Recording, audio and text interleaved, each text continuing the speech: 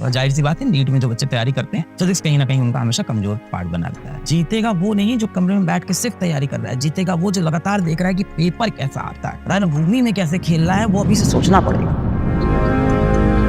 अब आप एक सिपाही से बोलो क्या उसको इस तरह से सीढ़ी चढ़ना, रस्सी चढ़ना, पहाड़ पे चढ़ना, स्विमिंग करना ये सब क्या इंटरेस्टिंग लगता होगा? हो सकता हो एक दिन लगे भी, रोज रोज तो नहीं लगता होगा, पर रोज आके सुबह वो 1 घंटे ग्राउंड के 5 चक्कर लगा रहा है, रोज आके वो सीढ़ियां चढ़ रहा है, वो पत्थर तोड़ रहा है, मजबूत कर रहा है खुद को। किस लिए? क्योंकि वो अपने आप को तैयार कर रहा है लड़ाई वाले दिन के लिए, कमांडो के लिए। उसको भी वो चीज बोर लगती होगी बेटा। और आप देखो सिपाहियों को भारत माँ की रक्षा करनी है, उनके अंदर ये इतना डीप ये फीलिंग बैठ चुकी है ना उनके अंदर कि उन्हें कोई चीज डिस्ट्रैक्ट नहीं कर पाती। और मैं आपको एक और सच बताता हूँ, कठिन है, बोरिंग लगता है, मैं मानता हूँ, मुझे भी लगता था। फिजिक्स में एक चैप्टर को आप 10 दिन पढ़ना, खूब अच्छे से पढ़ना। फिजिक्स में एक चैप्टर को 10 दिन पढ़ना, खूब अच्छे से, उसके 100 सवाल प्रैक्टिस कर लेना, उसके 150 सवाल प्रैक्टिस कर लेना। कोई गारंटी नहीं है कि एग्जाम में आने वाला सवाल आपसे अभी भी हल हो जाए। डिफाइंड ही नहीं है ना, सवाल किसी भी फॉर्मेट में बन सकते हैं, क्वेश्चन की भाषा कैसी भी हो सकती है, न्यूमेरिकल वैल्यू कैसी हो सकती है, कैलकुलेशन में समय लग सकता है। ऑल्दो बहुत ज्यादा कैलकुलेशन नहीं कराता है आज के समय में, तो बिल्कुल नहीं करा रहा है, पर वहाँ पे case by case question different हो सकता है। यहाँ चांसेस ज्यादा है, स्कोप नहीं है बहुत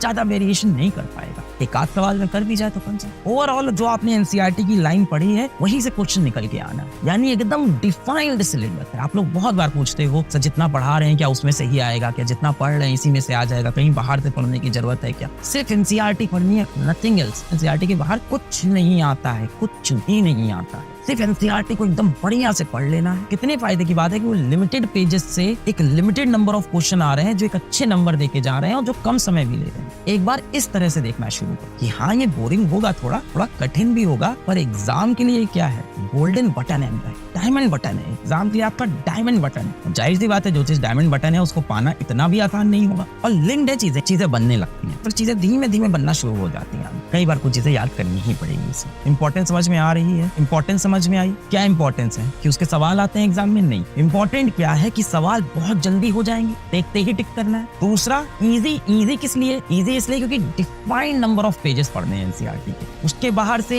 150 न्यूमेरिकल कर लो, हो सकता है एग्जाम में 151 न्यूमेरिकल आया हो, और फिर ये डिपेंड करता है आपकी कैपेबिलिटी पे, आपको कॉन्सेप्ट कितना अच्छा समझ में आया था कि आप वहाँ हल कर पाओगे कि नहीं कर पाओगे। जाहिर सी बात है नीट में जो बच्चे तैयारी करते हैं फिजिक्स कहीं ना कहीं उनका हमेशा कमजोर पार्ट बना रहता है, क्योंकि वो मैथ से भाग रहे कर लेते हैं, अपने नंबर सिक्योर कर लेते हैं, ये अपने नंबर सिक्योर कर लेते हैं और टाइम सिक्योर कर ले। 8 पंजे 40 सेकंड, यानी 1 मिनट के अंदर आपके सवाल हो चुके हैं सारे। चलो मैं बहुत ज्यादा नहीं बोलता हूँ, एक नहीं बोलता हूँ, मान लो 2 मिनट के अंदर, 2 मिनट के अंदर एग्जाम में आप 8 सवाल सॉल्व कर रहे हो। स्पीड आपको मिल गई है। कितना समय बचाएगा अब आपके कठिन कार्य, मेहनत का कार्य जहाँ पे सॉल्व करना है, कितना समय बच जाएगा? जीतेगा वो नहीं जो कमरे में बैठ के सिर्फ तैयारी कर रहा है, जीतेगा वो जो लगातार देख रहा है कि पेपर कैसा आता है, रणभूमि में कैसे खेलना है वो अभी से सोचना पड़ेगा।